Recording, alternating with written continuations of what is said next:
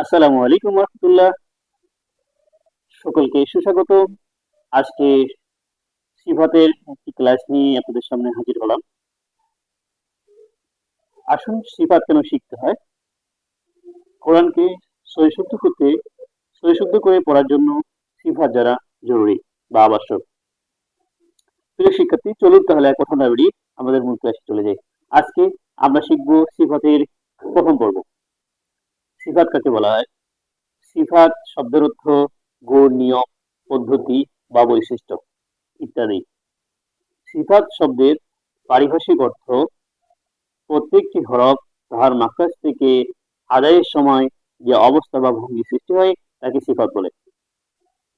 আসুন, এটাকে যদি আমরা সংক্ষেপে জানতে চাই, তাহলে হরফ উচ্চারণের সময় যে অবস্থা বা ভঙ্গির সৃষ্টি হয় এটা কি সিফাত বলা হয়। আসুন, এখন সিফাত কয় প্রকার? সিফাত মূলত দুই প্রকার: সিফাতে লাজেমা, সিফাতে আরেজা।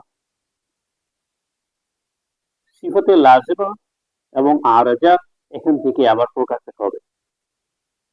আসুন আগে সিফাতুল লাজিমা কি সেটা আমরা আলোচনা করি। সিফাতুল লাজিমা বলা হয় ওই সমস্ত সিফাতকে যাহা আদায় না হলে হরফ হরফই থাকে না, বরঞ্চ হরফ ত্রুটিপূর্ণ ভাবে আদায় হয়। আর সিফাতে আরেজা বলা হয় ওই সমস্ত সিফাতকে যে আদায় না হলে হরফ হরফই থাকে, বরঞ্চ সৌন্দর্য নষ্ট হয়। এটা এর বিপরীত।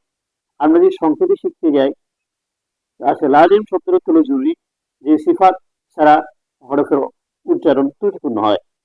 আর সিফাতে আরেজা যা এর বিপরীত, অর্থাৎ সৌন্দর্য নষ্ট হয়, ত্রুটিপূর্ণ হয় না। আসুন, সিফাতে লাজিমা এবং সিফাতে আরেজা, প্রথমেই আমরা সিফাতে লাজিমা আলোচনা করে নিই। আর আরেজা আমাদের সাধারণত প্রাথমিক শিক্ষার ভিতরে এটা আলোচনা করা হয় না। আসুন সিফাতে লাজিমা সম্পর্কে আলোচনা করি। সিফাতে লাজিমা মুতাসাদ্দা। সিফাতে লাজিমা দুই প্রকার: সিফাতে লাজিমা মুতাসাদ্দা, সিফাতে লাজিমা গয়র মুতাসাদ্দা। সিফাতে লাজিমা মুতাসাদ্দা বলা হয় ওই সমস্ত সিফাতকে যাহার বিপরীত সিফাত আছে।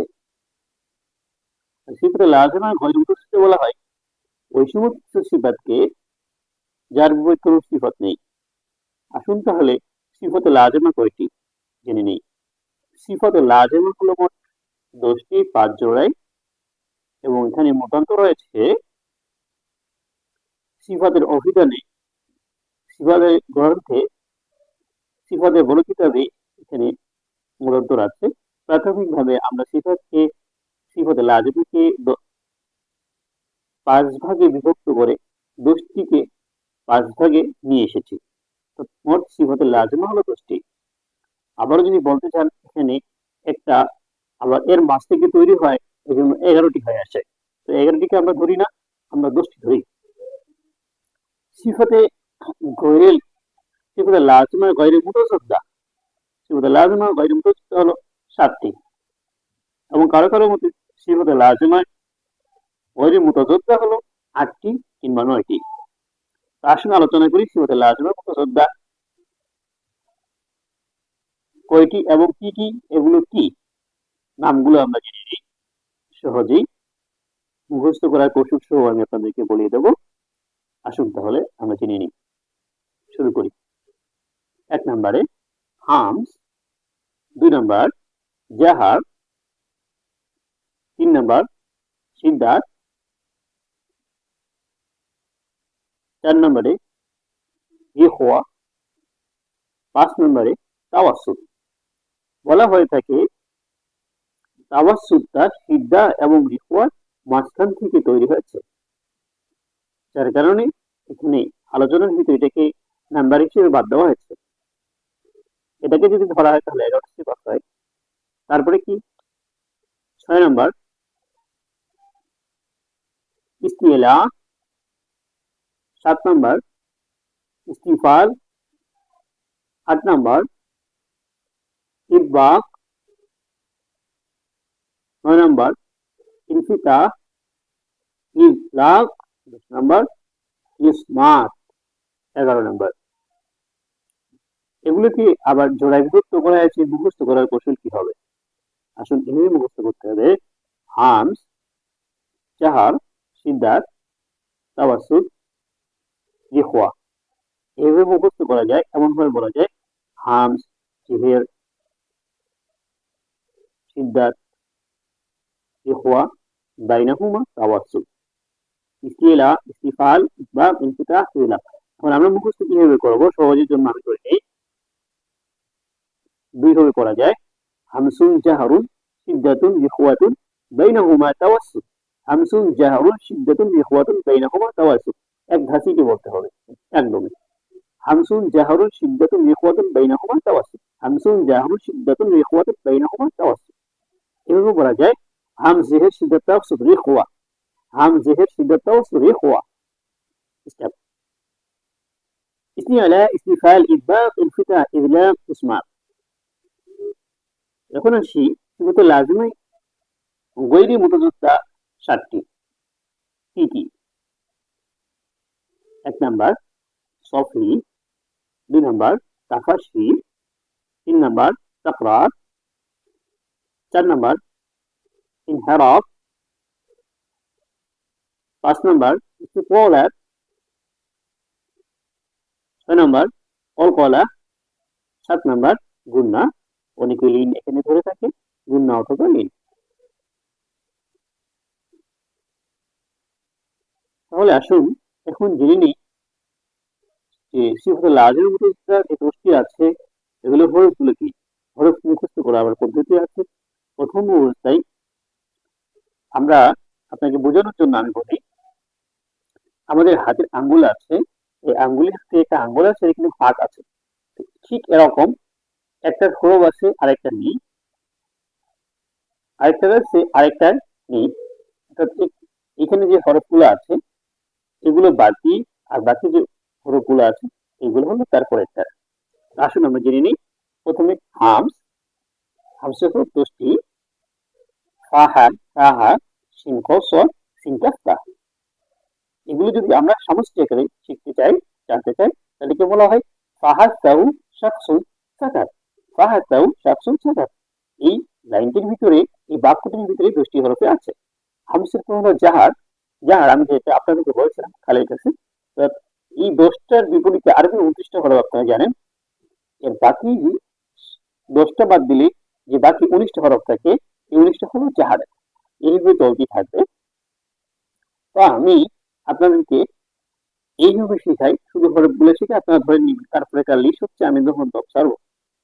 ফাহা তাহু শাকসুন সাকাত, আজিদু কতিন বাতাত, লিন ওমা, صاد ضاد طاء غين خاء قاف، ثرى من ربي، صاد ضاد صاد ضاد طاء ثرى من ربي।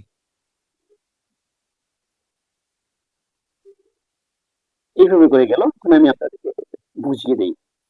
হামসের পরে জাহার, এরপরে সিদ্ধাত।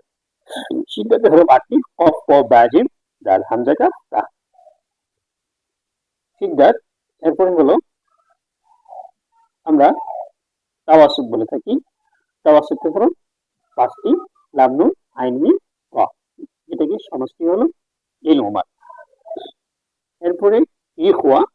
আমরা সিদ্ধা এবং ইখওয়ার ভিতরে যে হরফগুলো পেয়েছিলাম, সিদ্ধার ভিতরে 8টা পেয়েছিলাম এবং ইখওয়ার ভিতরে তাওয়াসুতের ভিতরে আমরা 5টা পেয়েছি। এই সিদ্ধা এবং তাওয়াসুতের হরফগুলো মিলে 8 আর 5 হয় 13। আর তাহলে বাকি থাকে আমাদের 16টা। এই 16টা হরফগুলো ইখওয়া। তারপরে আসেন ইস্তিলা। ইস্তিলা হরফ 7টি। শব্দ, ফজ, ওয়ান, খ, অফ। আমি এটাকে সংক্ষেপে নিয়ে এসে সৌদুজুন তগফ ইল, সৌদুজুন তগফ ইল। ইস্তিফাল এর বিপরীত হরফগুলো হলো ইস্তিফালের। ইস্তিলা, ইস্তিফাল, ইতবাক। ইতবাকের হরফ 4টি। সওয়াব, ফজ, ইনফিতাহ। এরপরে ইনফিতার হরফ হলো বাকি হরফগুলি। ইজলাক, এরপর ইজলাকের হরফ হলো 6টি। ফারা, মিম, লাম, বা। বাকি হরফগুলো হলো ইসমাতের। এখন আসি হামস অর্থ কি? হামস অর্থ নরম বাতাস চালু থাকা, যার অর্থ হলো বাতাস বন্ধ হওয়া, সিদ্ধার অর্থ আওয়াজ কঠিন হবে, আওয়াজ শুধু তো মধ্য আওয়াজ হবে, ইখওয়া উচ্চ আওয়াজ হবে, ইস্তিলা উপরে উঠবে, জিহ্বা তালু থেকে উপরে উঠবে এবং মোটা হবে। ইস্তিলা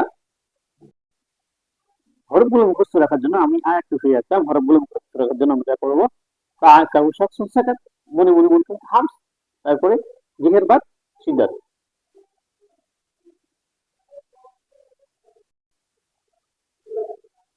মুখস্থ করার জন্য যেমন হ্যাঁ হ্যাঁ সাকাত মনে মনে রাখেন হামস, জিহের বাদ আজিদ দু কত তিন বাজার কফ ব্যাগিন্দা সিদ্ধার।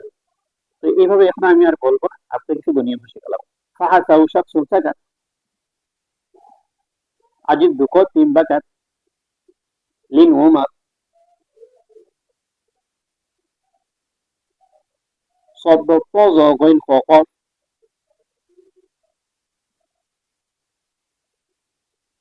صد طز صار من لبي